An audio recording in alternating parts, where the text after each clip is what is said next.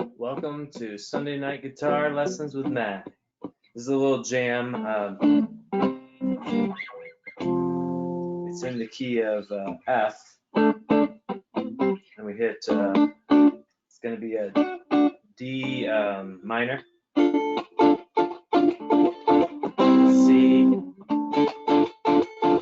repeat that 3 times. Break it up with a G, quick hit on the F. Here's the loop.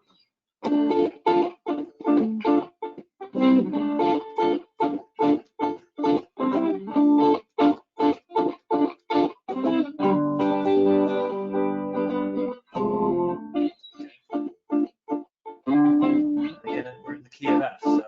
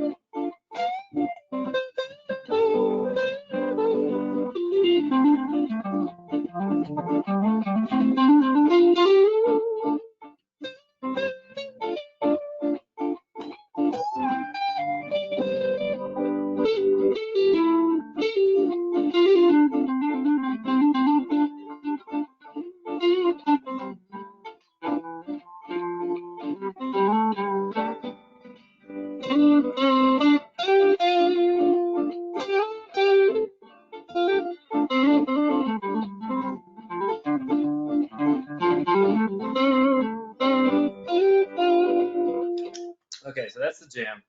We're going to go through what we're doing throughout that and really just hammer home the pentatonic scale all over the neck. That's really what this song is all about and what I've finally put together in my head after lots of practice. So we're in F major or D minor, the D minor pentatonic. Okay, so let's say we're kind of hitting the D minor a lot in the beginning. So we kind of want to hit the chord tones of the D minor chord. So, I mean, that right there is a great place to start. So just start on the D minor when you're on the D minor chord, and then think of this as a 5-fret span, 1, 2, 3, 4, 5, that we're going to be traveling. So you start on the 3rd fret on the A string, but you've got your finger in position already. Let's see if we can make this better. Ooh. And you got your finger in position for the D string to hit the 1st fret.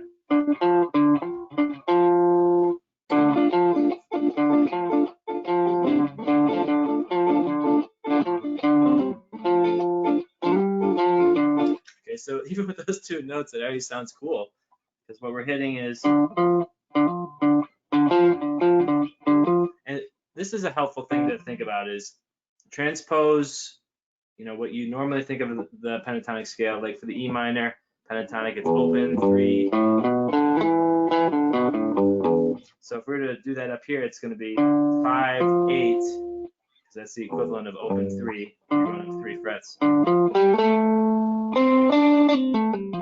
So we could think of it, you know, the pentatonic above this bar, you know, how to play it above it, but we could also do above and below it. So yeah, when I'm hitting the third one, I'm below the, you know, what you would think of as like the ground zero, the open position. See this? Similar, it's the same pattern, it's just with a different root note. So that's the exact same notes, different octaves. Okay.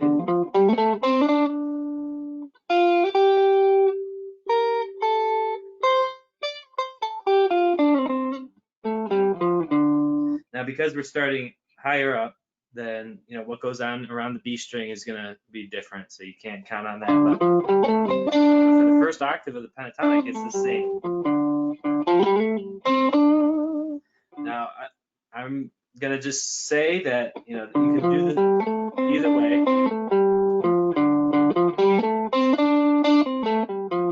You do it either way, but it's just way more fun to do it above and below that root. So rather than going up here, I'm going up here. So on a lower fret, but on a higher string than this.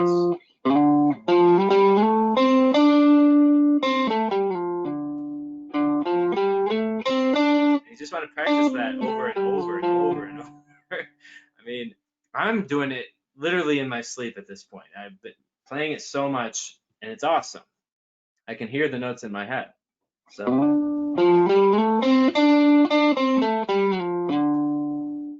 every bit of that is like something that you can mess around with, like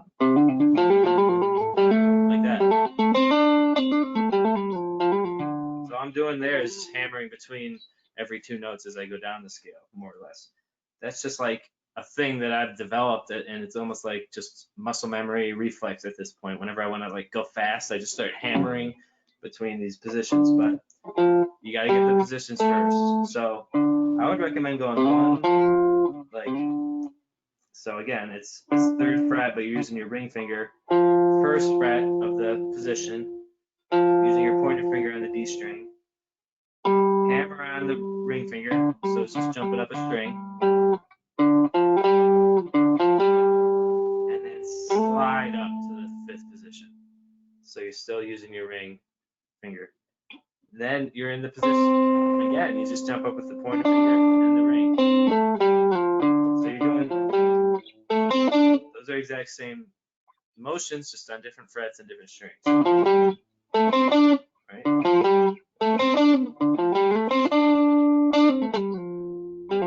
When I'm coming back down, I just slide with my pointer finger. That makes more sense to me. You can do that too. You can still slide with the ring finger and yes. I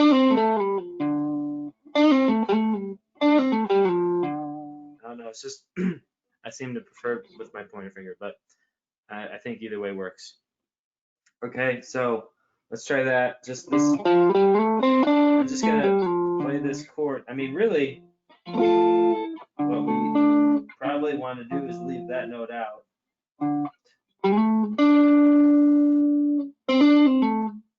But we'll get to the chord tones in a minute. Let's just work on the pentatonic scale.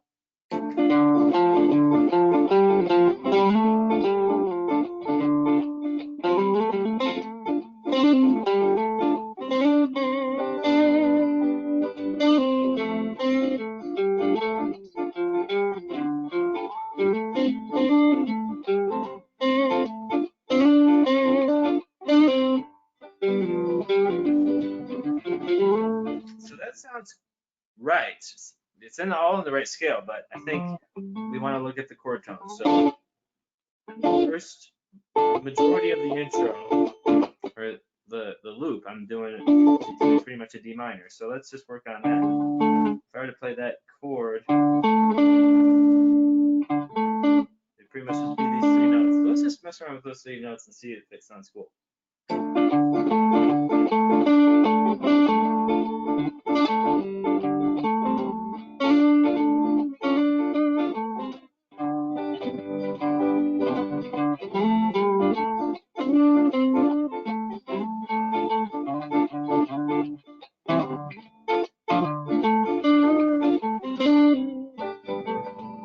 So it's tough to make it sound interesting with just the chord tones. So you gotta basically, what I'm learning is that you wanna focus on the chord tones, but play other notes in the scale. So like slide into your chord tones. So you're actually hitting the other notes in the scale. You're starting there. You're really not staying on there that long. You're getting off it. So let's just see if we can, basically, it's these 3 notes. And we're gonna just practice sliding up into them.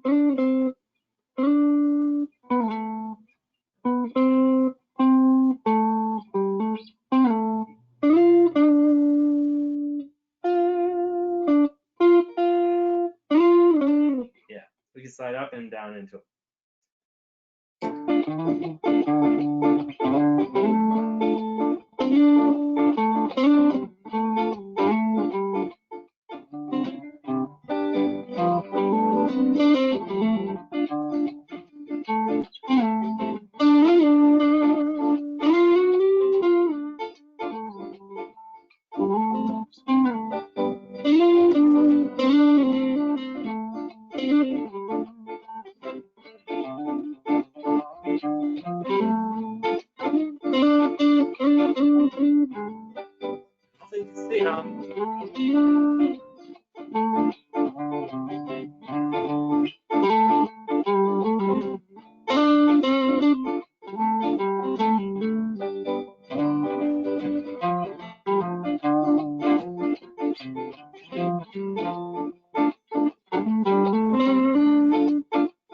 So we're also hitting the C.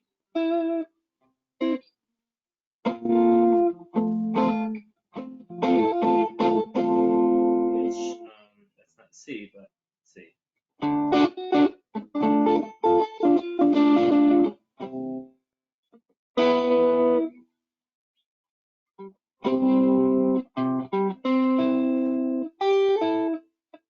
So you're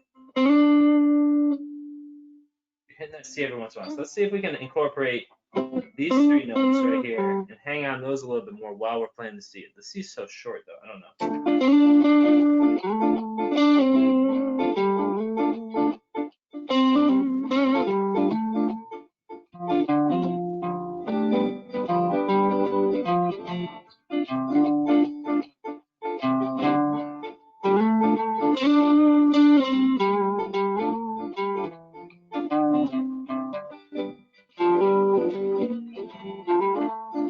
And then we hit that G, so that's kind of an important one. Let's see if we can focus on the G scale around that point, which will just mean basically trying to hit those chord tones as much as we can. Yeah,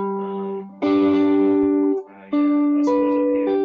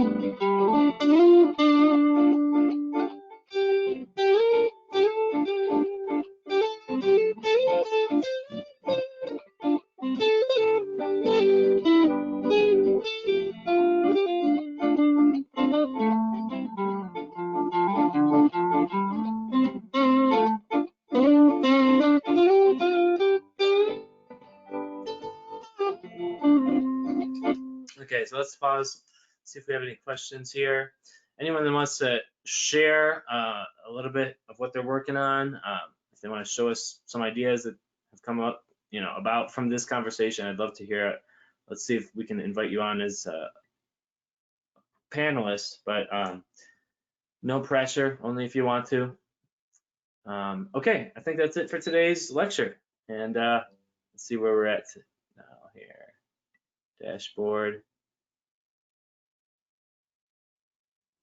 I don't know if that even recorded. Well, let's see. Anyway.